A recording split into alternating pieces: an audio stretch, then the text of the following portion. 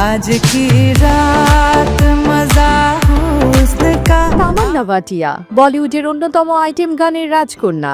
তার উষ্ণ গড়ন এবং নাচের তালে দর্শকদের মন জয় করে নিয়েছেন। তবে তার রূপের মোহে দর্শক কাবু হওয়ার আগে নিজেই নিজের শরীরের প্রেমে পড়েছেন এই তারকা।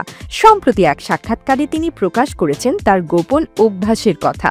তামান্না বলেন, আমি সত্যিই আমার শরীরকে ভালোবাসি।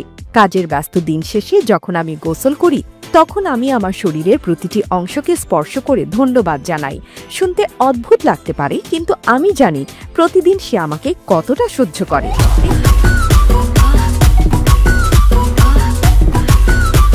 এছাড়াও তিনি উল্লেখ করেছেন, ছোটবেলায় তিনি মনে করতেন ছিপছিপে শরীরই সুন্দর, কিন্তু সময়ের সঙ্গে সঙ্গে বুঝতে শিখেছেন সৌন্দর্য বা আত্মসম্মান কেবল শরীরের মাপে আটকে থাকে না।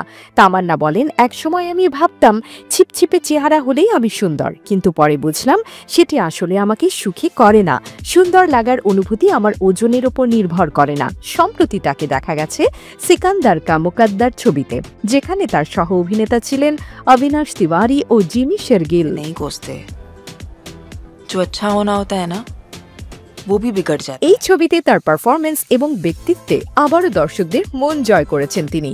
তামান্নার এই বক্তব্য আমাদের মনে করিয়ে দেয়, সত্যিকারের সৌন্দর্য মানে শুধু বাহ্যিক রূপ নয়, নিজের প্রতি ভালোবাসা ও আত্মবিশ্বাসের উপরও নির্ভর করে।